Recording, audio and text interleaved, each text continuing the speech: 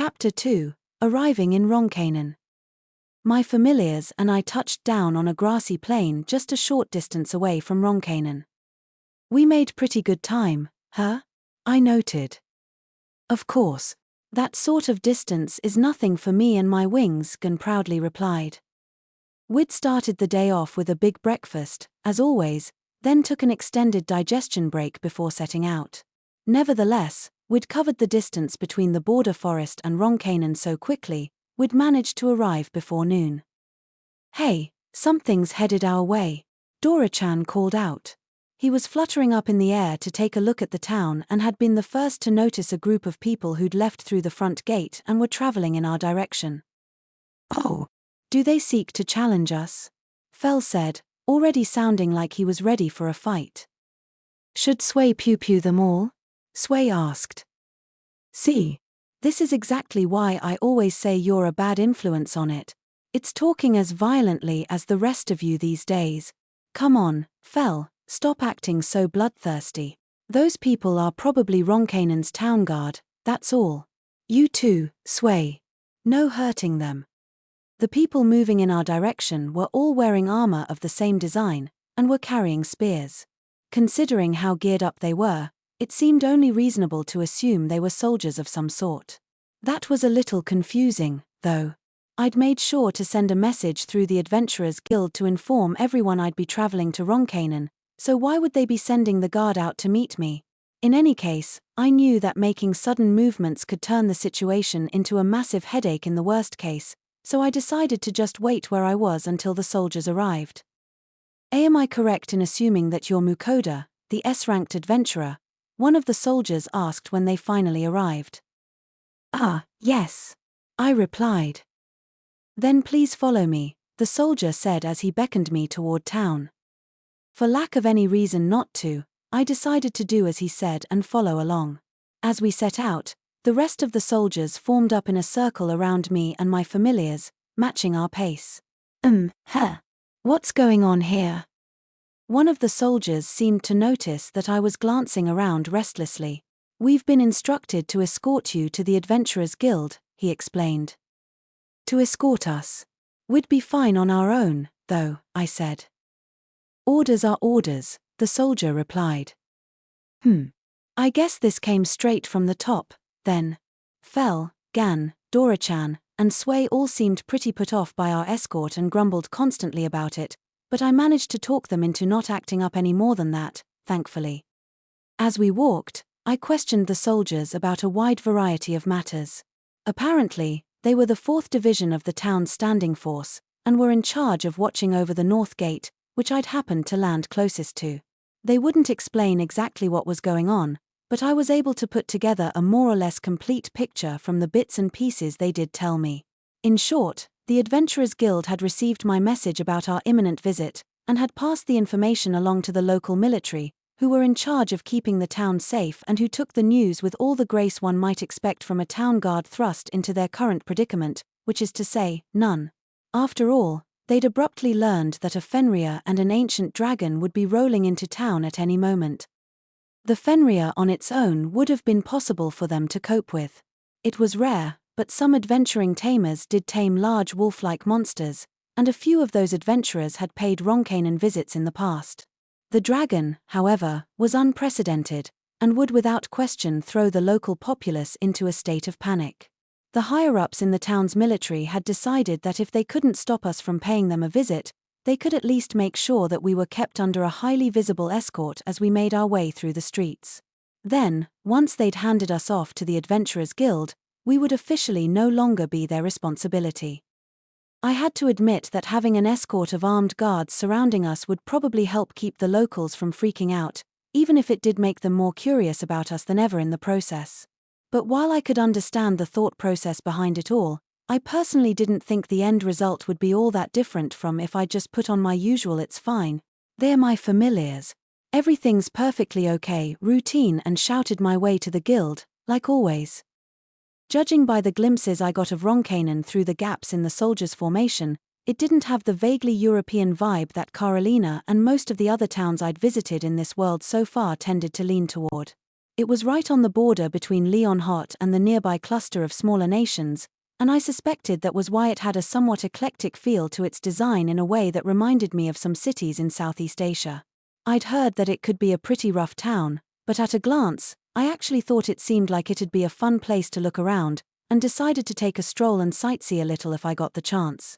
But only if I was sure it'd be safe, of course. Eventually, we reached our destination. "Welcome to the Ronkainen Adventurers Guild. We've been expecting you," shouted the guildmaster, a somewhat foppish-looking man with a medium build and a big grey-streaked mustache. It seemed he'd been waiting to welcome us, and in doing so he'd earned us the stares of every single adventurer who happened to be present. "Now then, if I may, I'd like to get right to the matter at hand," the guildmaster said, wasting no time after we stepped into his office on the second floor. Between Fel and Gan, who'd shrunk down considerably but was still roughly Fel's size, the room was packed to its limits. Sway was riding on Fel's head, by the way, and Dora-chan on Gan's. I squeezed my way between my two extra-large familiars to take a seat, and the guildmaster jumped right into talking about a quest he wanted us to deal with. I mean, I only came to this town to buy a new magic stove, really. But then again, Carolina's guildmaster did ask me to help clear out all those quests that the various guilds have been sitting on for ages since nobody else can handle them. I guess I can spare the time. The foppish-looking guildmaster, who was apparently named Orson, explained that while one would think that Ronkainen's economy was founded on trade, being situated by the border with so many smaller nations, the region had actually prospered by way of production, thanks to the blessings of a large river called the Aremej situated nearby. The local adventurers were apparently more reliant on the river than anyone, and made their living hunting the monsters that populated its waters. Being as large as it was, however, dangerous monsters that the locals couldn't handle occasionally made their homes in the Aremej, and that, in short, was what Orson was hoping we could take care of for him.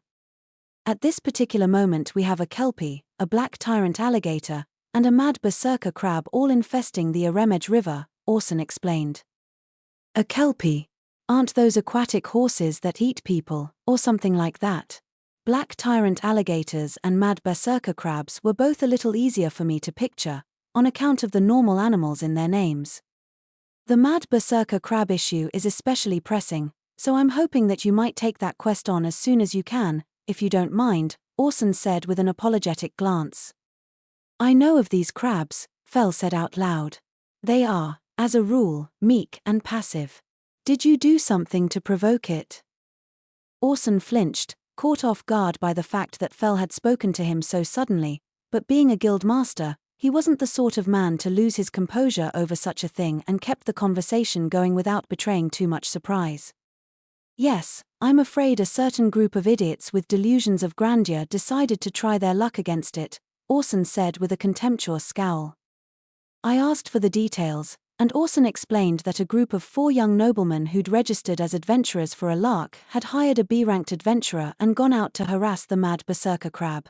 The crab was only a C-ranked monster, and typically its kind spent their time passively minding their own business in the muddy riverbed, but they were known to go on rampages when attacked, and in that state, they were roughly as dangerous as your typical A-ranked monster. Even worse, once provoked, mad berserker crabs were known to remain on the warpath for as long as a month, or sometimes even longer.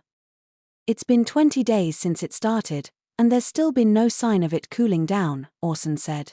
The crab had been a serious impediment to the local adventurers' activities, and they'd started pestering the guild to bring somebody in to get rid of it ASAP.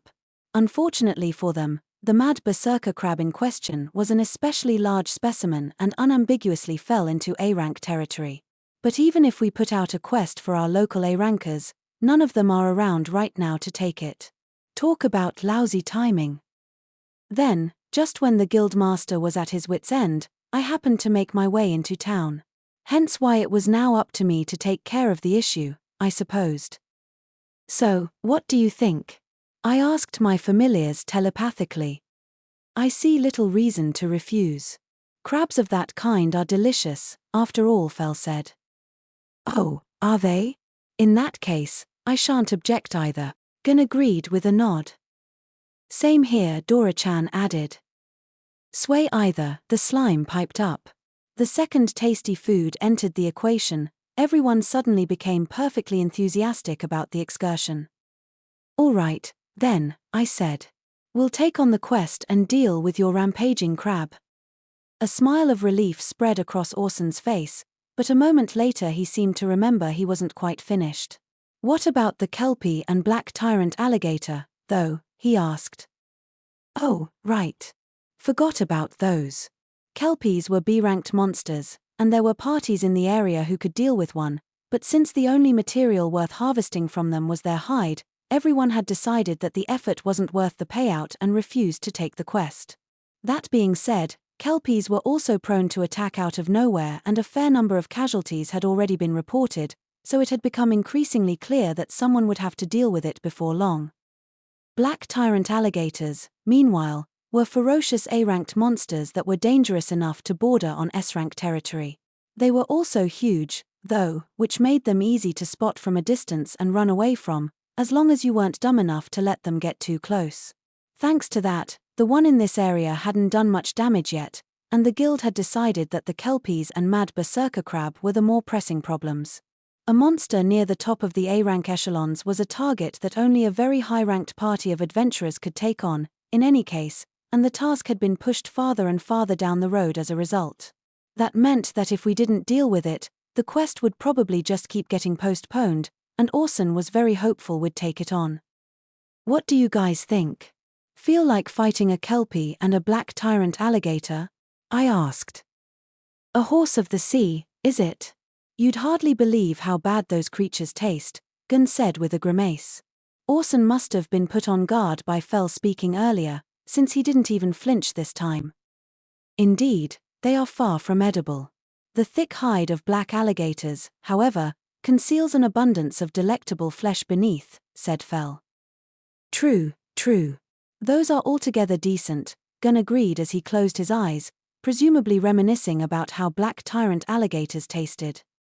"Wait, does this mean that both of them have tried eating kelpies and black tyrant alligators already?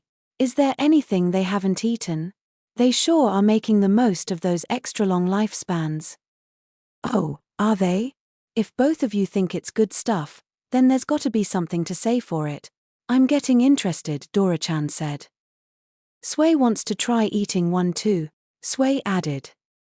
"Yeah, I saw that coming." "Then the matter is settled.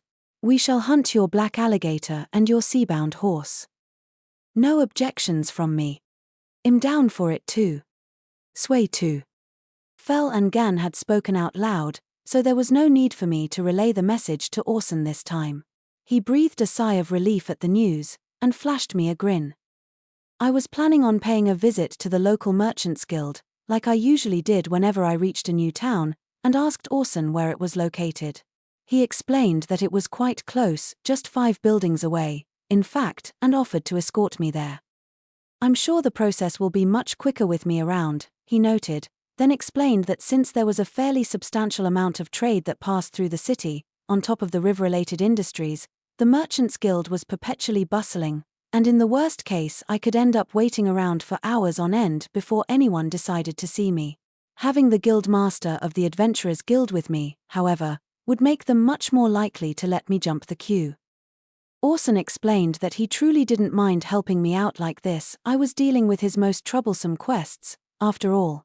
Though of course, I noted internally that my familiars would be the ones doing all the real fighting as he led me out the door and toward the Merchants Guild. Ronkanen's Merchants Guild was exactly as jam-packed as I'd been led to expect, but thanks to Orson's presence, the process of getting in and making myself known went remarkably smoothly. The fact that Fell, Gan, Dora-chan, and Sway were all with me sent anyone who saw them running off in the opposite direction, of course, which probably helped as well. In any case, I managed to get in and rent a house for my stay in town without too much trouble.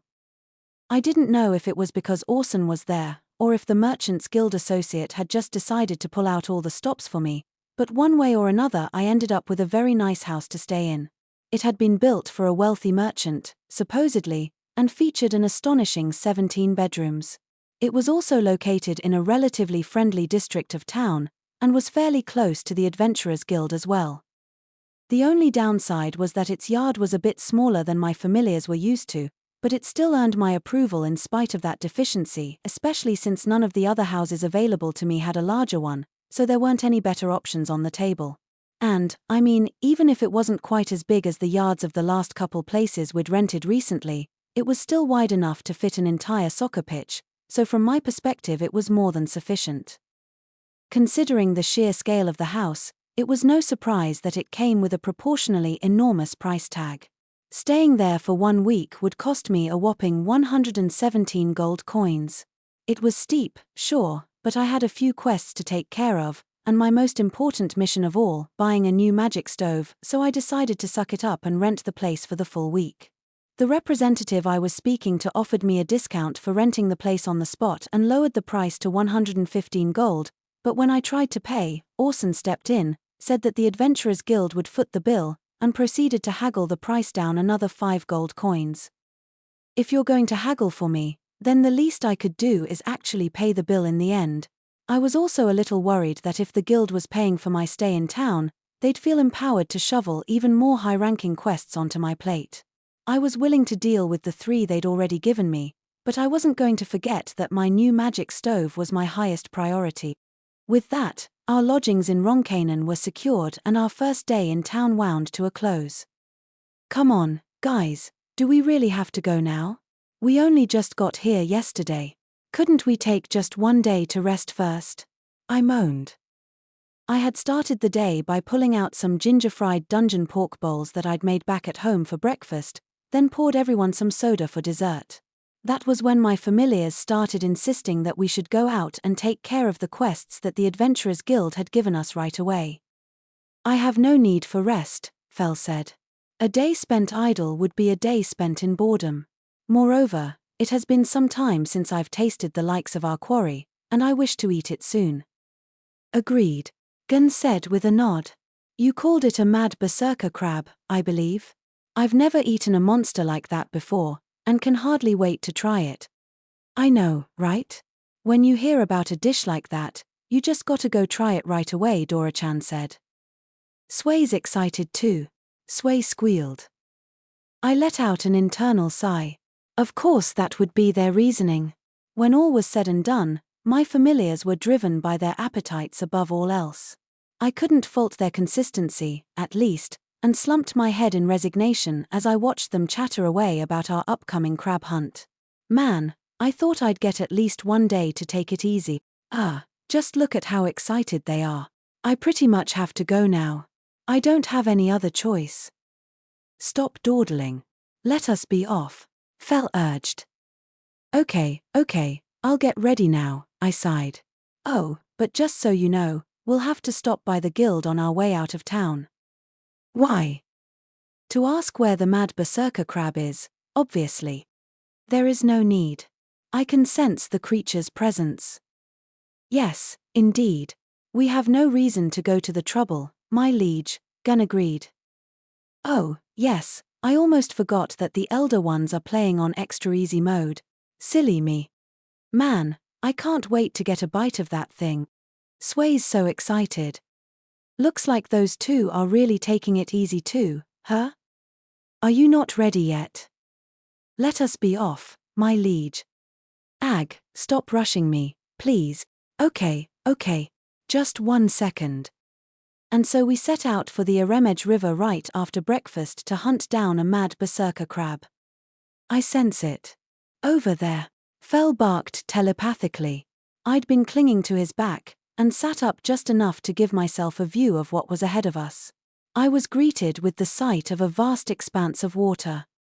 That's the Aremej River, I muttered. I'd been picturing, well, a river, but not one of this scale. It was so wide that I almost couldn't see the other shore, and if someone had told me that it was a sea, I doubt I would have even questioned it. I was a little overwhelmed by the sheer size of the river, but Fel's telepathic voice soon snapped me out of my stupor. What are you gaping at? The river matters not.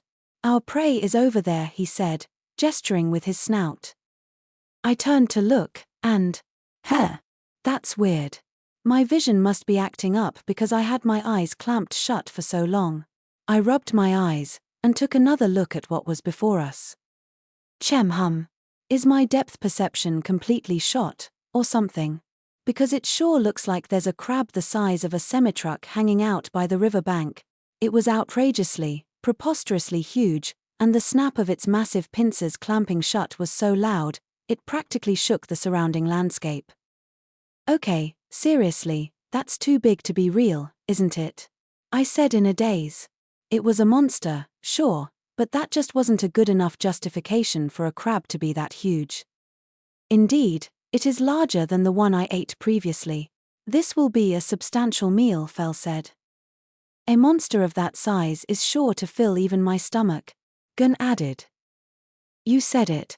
Dunno about that shell it's got, though. Doesn't look like it'd be very nice to sink your teeth into, Dora-chan noted. That's okay.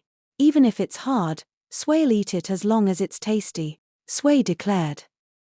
Ah, the shell, yes. It was not inedible, but neither did it taste especially good. It is the meat within the shell that is exceptional. I'm sorry, Fel, but does that mean you actually ate its shell the last time you took down one of these things? Then again, all of my familiars had been eating their prey raw until they met me, so it sort of stood to reason that they'd have chowed down on a shell or two.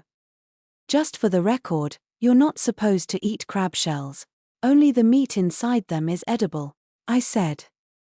Very well, then. We shall leave that part to you, and partake of the dish you make with it, said Fel.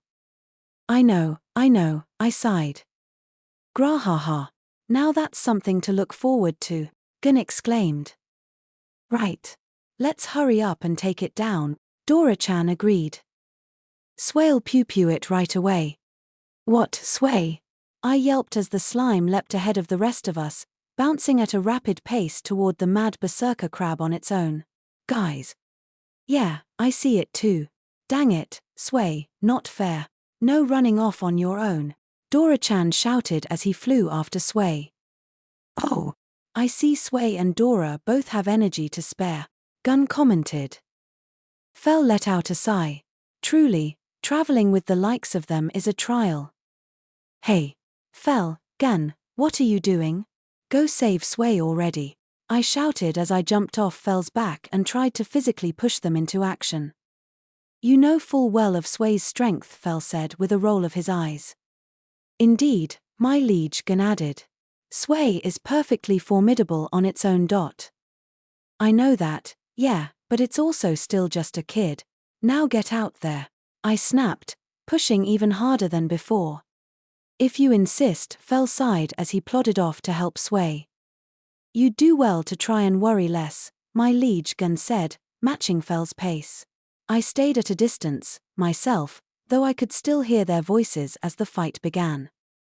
You won't hit Sway like that, Sway shouted gleefully as the mad berserker crab snapped its pincers in a fruitless attempt to bisect the little slime as it rushed between its legs. Ha!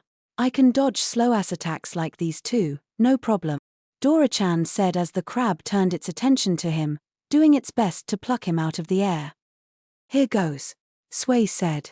While the crab's attention was focused on Dora-chan, the slime extended a tentacle to go on the offensive. Ah, Sway. You're cutting in line again, Dora-chan protested. Sway, wait, Fel shouted. Do not attack it with acid. Any flesh you melt away is flesh we will not be able to eat once the battle is done. Bring it down through means that will not befoul its meat. Okay, then Sway'll use water magic. Take this. Psku. Before I even knew what was happening, the crab had tipped over and fallen onto its back, prone and unmoving. Yippee! Sway did it! Sway exclaimed, bounding about ecstatically in front of the fallen mad berserker crab. Huh? Wait, what? How? I stammered in bewilderment. Whatever Sway had done, I hadn't been able to follow it at all. The crab clearly wasn't a threat anymore, though, so I ran over to catch up with the others. You bored a hole through the beast, but only a small one. Well fought, Sway, Fel said as he investigated the crab's massive corpse. Hooray! Uncle Fel says Sway did a good job. Sway yelped with a remarkably high bounce of glee. You are quite skilled in combat, it seems. Hee hee. Old man Gun praised Sway too. Sway squealed, unable to contain its joy as it bounced higher still.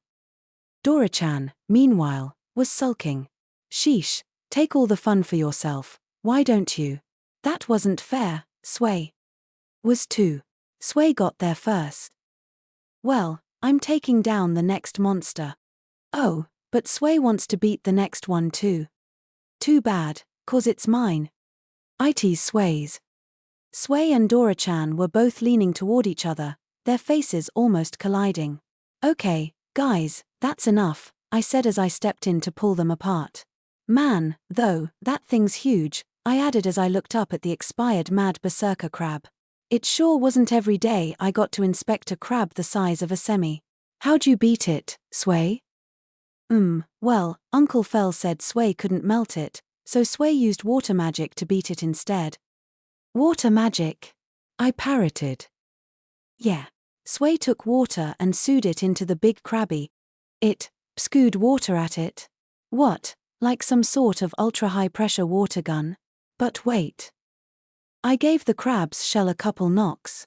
This thing's gotta be as hard as some metals, at least, and you shot through it with a jet of water. How much power must it have taken to do that? I muttered. Sway might have been ecstatic, but I was just getting more worried than ever that its only available role models were turning it into more and more of a battle-hungry warrior. Now then, let us eat. Indeed. The stage is yours, my liege. I'm still pissed that Sway stole my kill, but that doesn't mean I'm not gonna eat it. Sway'll eat lots of the crabby Sway beat. All of my familiars were excited as could be to get a mouthful of crab, so excited that they'd forgotten the obvious. What? No, wait, what are you guys saying? We can't eat it now. We have to bring it back to the guild to prove that we took it down. Hey, they never said we had to bring back all of it. Who'll even notice if we sneak a bite now? Dora-chan said. The other three quickly piped up in agreement, but I still wasn't sold. How do you expect me to even cook it? My only magic stove's still broken, so cooking it out here is a no-go right now, I pointed out. I'd appraised the mad berserker crab, and the info box had noted that its flesh was exquisite when boiled. I was positive that boiling it whole would produce the best possible results, but the question was how exactly I was supposed to go about boiling a crab the size of a semi-truck. I couldn't think of any good way to cook the meat as it was, which meant I'd have to do it in smaller pieces, and even that would be a trial using the small portable burners I had on hand.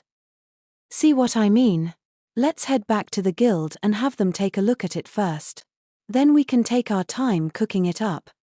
Chimpate. A shame, truly. Peh. Boo. Come on, guys, quit sulking. We're just taking it to the guild to have them see it. We'll get it back right afterward, I reassured my chowhounds. They finally agreed, albeit reluctantly, and I shoved the mad berserker crab's corpse into my item box. Just as I was getting ready to head back to town, though, Dora-chan piped up again. Hey, we've still got plenty of time, right? Let's go take out the next one too. Gun muttered thoughtfully. Yes, I suppose if we can't eat the monster we just defeated now, I wouldn't mind continuing our hunt for a time. A sound point, yes. We have come this far already, so it would be an efficient use of our time to dispatch the seabound horse and the black alligator while we are here. And any other delicious-looking monsters we may happen to encounter along the way, for that matter. Yai. Sway gets to beat up more baddies. Oh, no you don't. The next one's mine, remember? Keep your grubby tentacles off of it. Wait a second. I yelped. I can tell you're all very excited to deal with the other quests too, but we don't have to do all of them today. We dealt with the crab, so why not pack up and go home for the afternoon? Unfortunately, my argument fell on deaf ears. According to Fell, all that awaits us at home is boredom, and the others were eager to chime in with their agreement. Oh, I know. The crab. You want to eat it, right? I said, grasping for whatever straws I could find. Yes, indeed, Gun said. We'll be partaking of the crab for dinner tonight, won't we, my liege? Once again, the others piped up to agree. They were in the mood to hunt, and if there was any possible way I could stop them at this point, I hadn't the slightest clue what it was. I let out a bedraggled sigh. Okay, I said. In that case, I guess we can deal with the kelpie first. It's supposed to attack from out of nowhere, though. Do you think you can sense a monster that's underwater? Mate. Such a thing can indeed be challenging, Fell admitted. It is not beyond me, but water dulls the precision of my senses. I'd come to think of Fell as a master at detecting monsters, but apparently water, or at least water on the scale of the massive Aremej River, posed difficulties even for him. I could say the same, I'm afraid, Gun said. Though of course, I would sense it if it were nearby. Likewise, Fell said with a nod. Having to get close to sense the kelpie meant that this task was going to be a pain. The river was so wide that you couldn't see the opposite shore in some places, and I had a bad feeling that if the kelpie were in the middle of it, it would slip past Fell and Gan's senses. It was looking like we'd have to buckle down and deal with the kelpie quest the old-fashioned way, but that was when Dora-chan spoke up again. What, is that really a problem? Why don't we just fly down the middle of the river? He suggested. Huh? What do you mean, fly down the middle of the river? I asked. You and Gun can do that, sure, but the rest of us would have to wait on the shore. I don't want to make the two of you search for the kelpie on your own. Or are you expecting us to swim along with you in monster-infested waters? Because I don't think that's happening. It most certainly is not. I will never, barked Fell, our resident water hater. I've no objections to conducting the search from the air, Gun said. However, if we fly too low we'll disturb the water's surface, which may drive the monsters away from us. He had a point there. Scaring all the monsters away would render our whole operation pointless. What are you people talking about? Dora-chan asked incredulously. Of course you wouldn't have to swim. You have sway. Don't you remember that time we went to the ocean? Oh. Ah. It hit Fell and I at the same moment. That's right. Back when we went to that one seaside town, Belind, sway grew and we rode out onto the sea on its back. Of course. Dora-chan's right. How could we forget about sway? I said. Indeed. Sway does hold the answer, Fell agreed. Suddenly, all eyes fell on our party's slime. What can Sway do? Sway asked with a happy bounce, seemingly pleased by all the attention. Gan, who'd only joined our party recently, was the exception. He cocked his head and said, I haven't the faintest idea what you are talking about. What is it that Sway can do? It's kind of a long story, I said, then gave Gan a very quick rundown on what had happened back in Belind. Oh, did it? I see. In other words, with Sway on our side, we can tackle any seabound monster without difficulty, Gan said. Yup, pretty much, I confirmed. You heard Sway. Dora-chan said. Grow bigger, let us get on you, and jump into the river. Oh. Sway finally remembers.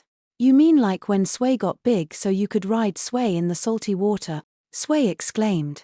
Dora-chan's prompting had finally made it realize what we were going for, and it took action at once. Here goes. Sway grunted as it grew to a tremendous size. Master, look. Sway's big. You sure are. Everyone's gonna climb up now, okay? Yeah. We set off down the Aremej River, surveying the waters from atop Sway's enlarged back.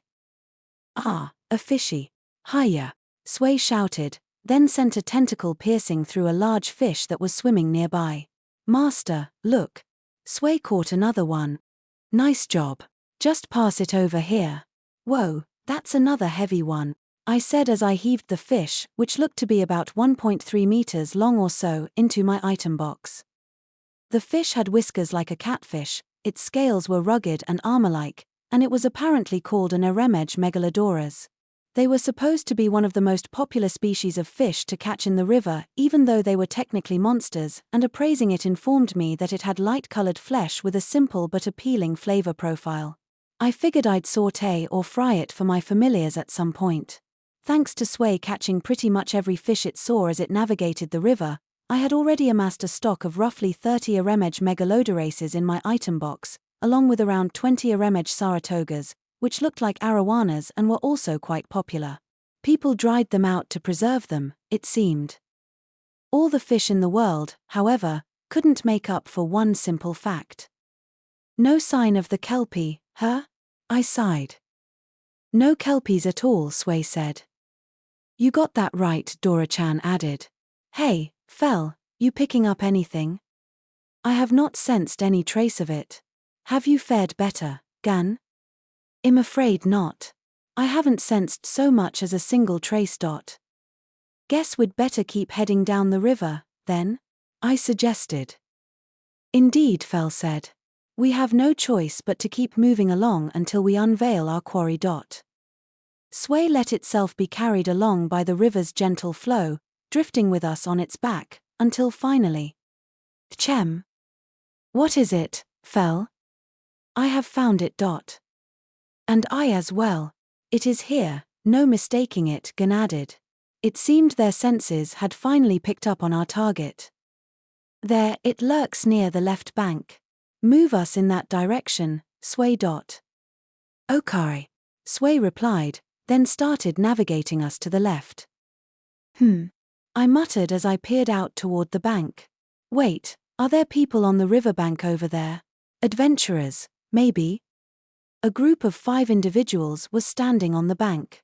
They were carrying what looked like harpoons with cords attached to them, hunting for some sort of prey I couldn't pick out. It would seem our prey has found some prey of its own, Gun commented. Prey? You mean the kelpies going after them? Precisely. Seriously? You could have mentioned that sooner, I yelped, then stood up and started shouting at the adventurers on the shore at the top of my lungs. Hey, you 5. There's a kelpie after you. Run.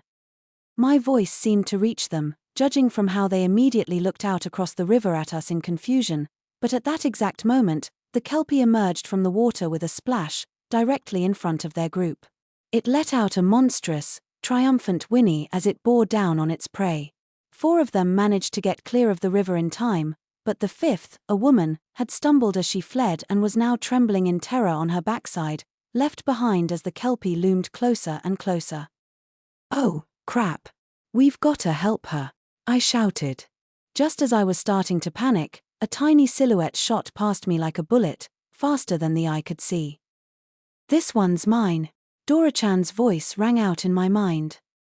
Oh, that's not fair, Sway whined. Dora-chan, I shouted. I'll bring you down with a single shot, you horse-faced loser. Shwick. Dora-chan manifested a thick, pointed ice stake and rammed it directly through the kelpie's midsection. The monster let out a high-pitched, shrieking whinny of pain and collapsed, dead as a doornail. Alright, Dora-chan shouted, doing some celebratory flips in the air. I expected nothing less from you, of course, Fel said. Of course, Gun agreed with a nod. Neither of them seemed even remotely surprised by the pixie dragon's one-hit victory. Sway wanted to beat that one up. Sway grumbled. Yeah, well, you took out the crab before, so this makes us even. Dora-chan jabbed back. I felt a little bad for ignoring my familiar celebration, but there was something I still had to take care of. I turned my attention toward the adventurers on the riverbank. The 5 of them were just standing there, staring at us with their jaws practically touching the ground. Oh oof, yeah, they're totally frozen, aren't they? Explaining ourselves sounds like a pain, so let's just grab the kelpie and get out of here before we have to bother. I quickly stashed the kelpie corpse in my item box, then made myself scarce with my familiars in tow. Alright, we're killing this. Let's keep it up and take out that black alligator while we're at it, Dora-chan shouted. He'd gotten a little worked up after his victory over the kelpie, but I quickly slammed on the brakes. Nah, not this time. Haven't we done enough for today? I said.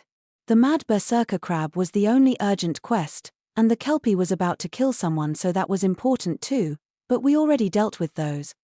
Orson had told me that black tyrant alligators were ferocious and almost tough enough to qualify as S-ranked monsters, but also that they were so big that nobody would fall prey to them unless they made some seriously ill-advised decisions and decided to get up close on purpose. In other words, there was absolutely no reason for us to rush out and clear every single quest we'd been given in a single day. "What nonsense are you subjecting us to?" Fel asked. Dora is correct. Our next step will be to eliminate the black alligator as well. After all, it is already close by. Yes, Fel's right, Gun added. It's just ahead. In fact, monsters that live in the water are a trial to track down, so I believe slaying it now while we know where it is will be far more efficient than having to find it all over again, my liege. I hate it when they're right. I hadn't been accounting for how Fel and Gun's ability to sense monsters dropped when water entered the picture. That meant that we had to get much closer to our targets than usual in order to find them, and if we let our conveniently located quarry get away this time, we might have to trawl the whole Aremej River in order to find it again. That sounds like just as much of a pain as dealing with it now. All right, I guess we have no choice. We'll keep hunting, I sighed. That's more like it, Dora-chan shouted. Yai! Sway exclaimed. Sway wants to fight the next one. No. I shall slay the black alligator, Fel said. It lurks far beneath the river's surface, and neither of you have attacks capable of reaching it. Boo! Dora-chan and Sway protested in unison. Oh, don't be like that, Gun said. Do you realize how deep the river is? Just for reference, if I were to return to my full size and sink into it, I could fully submerge myself with room to spare. My jaw dropped. Wait, seriously? It's that deep? It is indeed. Take care not to fall in, my liege. I shot a nervous glance at the river and gulped. I could swim as well as the next guy, to be clear, but that only applied to water that wasn't infested with a whole ecosystem of bloodthirsty monsters. One misstep, and it might be curtains for me. I hope the two of you take heed of Gun's warning as well, Dora, Sway, Fel said. This is precisely why I will be handling the black alligator. TCH. Okay, fine. If it's that deep, then maybe you've got a point. Man, this blows. Thought I'd get a shot at the next one, Dora-chan grumbled, reluctantly resigning himself to the fact that our next target was off the table for him. MNHH. Sway can't reach it either, Sway sadly conceded. I got the sense that it had actually tried stretching a tentacle out as far as it could go, and hadn't managed to reach the bottom. That's okay, though, isn't it? You each got to hunt a monster already, didn't you? I noted. Yeah, true enough. Guess it's not our turn anyway, Dora-chan admitted with a shrug. Sway got to beat up the crabby, so Sway can wait, said the slime. Ha, that's more like it. And don't forget, we get to eat crab once we're back in town. I bet it's gonna be tasty, I reminded them. Oh, hell yes. Yai. Well said, my liege. You heard the man, Fel. Make it snappy. Oh, calm yourselves. Forward, Sway. The black alligator lies just ahead. Okay. Sway followed Fel's directions and bobbed its way down the Aremej. Stop here, Sway. Okay. Sway replied, bringing us to an immediate halt. Is it nearby? I asked. It is, Gun answered in Fel's place. Specifically, it is directly beneath us. I looked down. Sway was transparent enough to see through, but even so, the water was far too deep for me to see the riverbed. I could pick out the shadowy outlines of a few fish, but beyond them was a seemingly bottomless void. So anyway, just how big is this black alligator thing gonna be? Dora-chan asked, seemingly out of idle curiosity. Significantly larger than the crab we slew earlier, Fel replied. Oh, seriously? Man, why's this stupid thing gotta hang out on the riverbed? I would have given it such a beating, Dora-chan grumbled bitterly. Wait a second. It's significantly larger than the crab. But that crab was the size of a semi-truck. This world just loves reminding me how terrifying it can be sometimes. So, how are you planning on taking it down, Fel? I asked. Using lightning magic, Fel replied. Huh. Wait, don't tell me you're… Indeed. I will strike the river with an especially potent bolt of lightning. I'm sorry, what? You can't possibly be telling me that you're going to hit this river with a bolt of lightning so powerful it'll kill a black tyrant alligator that's all the way down on the riverbed? Yes. I gaped at Fel. Fel stared back. Nope. Nope, absolutely not. Yes, my rear. That's so far out of the question, it's not even funny. Why? Oh my god, you're seriously asking that? Let me spell it out for you. If your spell's powerful enough to kill a monster at the bottom of the river, then there's no way that all of us up on top of the river will come out unscathed. And that's only the start of all the reasons why this is an awful idea. I shall raise a barrier. We will feel nothing, said Fel, who clearly still didn't see the issue. Yes, I was thinking the same thing. In fact, my liege, I will handle the barrier and personally ensure your safety, Gan added. They really don't get it at all, do they?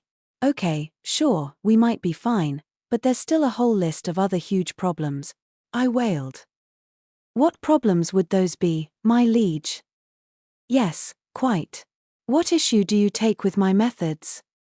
Oh my god, you too, please. Think about what it's like to not be an outrageously powerful super monster for just 1 second, I'm begging you. Okay, think about it like this. If you strike the river with lightning powerful enough to kill a black tyrant alligator, then what will happen to all the other monsters nearby? They will perish, of course, Fel replied blithely. Yes, naturally, Gan agreed. Okay, so they understand that much, at least. What they don't get is why that would be a humongous issue. Well, I may not know what the area of effect of your lightning magic is exactly, but considering how your magic usually turns out, I think it's pretty safe to assume it'd be pretty darn huge. Am I right? Well, when you put it that way, I suppose it would be. Excuse me, Fel, why do you look proud about this? I'm not complimenting you, for your information, and that means that every single monster in the area would die instantly, right? What do you think would happen then? I could not care less. The deaths of weaklings are of no concern to me, no matter how many are slain, though I would, of course, ensure that we secure the corpses of any that are worth eating. Yes, I would say the same. So, my liege, what's the problem? Oh, that's the problem. And it's a huge one. Listen up, you two. Fel and Gan just weren't getting it, so I more or less had to pound the explanation directly into their skulls. In short, I told them that Fel's spell would kill the black tyrant alligator, plus literally every other monster within the spell's area of effect. That sort of collateral damage, in turn, would cause major issues for the adventurers of Ronkainen. Most of them made a living by hunting the monsters in the river, after all. Adventurers also tended to live paycheck to paycheck, which meant that having monsters around to hunt was essentially a matter of life and death. Relatively high-ranked adventurers could simply pick up and move to another town or hunt landbound monsters instead, but low-ranking adventurers would have a hard time doing the same. In other words, the plan you're proposing would mean throwing most of the local adventurer population into poverty, in the worst case. And if that's not bad enough for you, all of those adventurers are going to know exactly who was responsible for their troubles, and would hold one hell of a grudge against us for it. MNHHH. Fel and Gan groaned in unison. Stories about this kind of thing spread like wildfire, you know? We wouldn't be welcome in any adventurers' guild, no matter where we went, and that means I wouldn't be able to get a hold of your precious meat nearly as easily. But why? Do you really have to ask, Gan?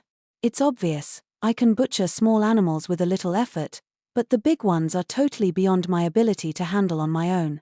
Asking the guild to deal with them is the only way we can get our hands on their meat. You don't seriously think I could cut up a black tyrant alligator on my own, do you? That's never happening. Everyone was silent for a moment. Hey, Fel. Don't even think about going crazy with that lightning crap. I'm never gonna let you live it down if you mess up our meat options, Dora-chan said. No more meat. Sway doesn't want that. Sway wants to eat lots and lots of meat, Sway whined. I hadn't really noticed the two of them listening to what I was saying, but the moment they realized what was at stake, they jumped right into the conversation. Yes, you should refrain from any especially large lightning strikes, Felgen said, laying a heavy forefoot on Fel's shoulder. I'm sure you understood my liege's explanation just as well as I did, and will agree that you have no grounds to protest. Oh, dang. I even got through to Gun. Yes, the point has been made, Fel grunted with an irate scowl as he brushed Gun's forefoot away. I will restrain myself and ensure that my spell does not kill any of the surrounding monsters outright. Now, raise your barrier, Gun. It is time. Then, before I had a chance to interject, a bolt of lightning crashed into the surface of the water with an ear-splitting boom. Holy crap! You could have warned me. I yelped as the crackling of electricity faded away. Within moments, so many stunned fish had floated to the surface that you could barely even see the water anymore. And then... Oh boy, I said when the body of an enormous alligator finally broke the surface as well, its white, defenseless underbelly exposed to the open air. Yep, that's another big UN, all right. I held back, as you instructed me to. That, of course, means that unless the killing blow is dealt soon, it will regain consciousness. Wait, seriously? I shouted, starting to flail about in a panic. If you tell Dora or Sway to do the deed, they'll just end up bickering again, Gun said. I believe it would be best for you to finish it off personally, my liege. What, me? Not one of you two? This course of action was your suggestion. It falls to you to see it through. I didn't suggest a course of action, I just pointed out the obvious. Hurry up. Oh, fine, I shouted, before pulling one of my magic swords, Gram, out of my item box. I moved over to the edge of Sway's enlarged body, taking my time and crouching down to make sure I didn't fall off, then leaned over and thrust my sword down at the black tyrant alligator. Gram slid right into its jaw. Emerging a second later on the other side, I'd skewered the monster's head straight through. The alligator let out a blood-curdling roar, and I gave my sword a twist, just to be extra sure I'd finished it off. It twitched violently and splashed up a storm in the process, but in the end, the enormous monster fell still. I did it, I said between heaving gasps. Did what? Fel jabbed. All you have done is deal the killing blow to a foe that was all but finished. What have you accomplished here? He asked with a thoroughly fed-up scowl. Well, excuse me for not living up to your expectations, I countered. You told me to finish off that huge alligator out of nowhere, and that it would wake up again right away if I didn't. I was freaking out. Yes, you were. In fact, you were the only one of us to fly into a panic. Grr. Seriously, stop trying to judge me by your standards. I'm not like you bloodthirsty battle freaks. In any case, I stowed the black tyrant alligator's corpse in my item box with some difficulty. It took everyone's help to pull the thing up by one of its forelegs and push it all the way in there, but we got it done in the end. Phew, I said, wiping my brow after we finished. By the way, I added as I surveyed the droves of fish still floating along on the surface of the river, you're sure those aren't dead, right? Of course, Fel replied. Master, Sway said, can we take all these fishes back with us? Some of them look like they'd be pretty gross. Let's leave those and take the tasty ones, Dora-chan suggested. Yeah, we can't take all of them. Dora-chan's right. Let's just grab some of the better tasting ones. We chose a few varieties of fish, using my appraisal ability to figure out which ones would be tasty, and then everyone went out to gather them up. I wouldn't be suffering through any unfulfilled fish cravings anytime soon, it seemed, as long as I could satisfy myself with freshwater fish, anyway.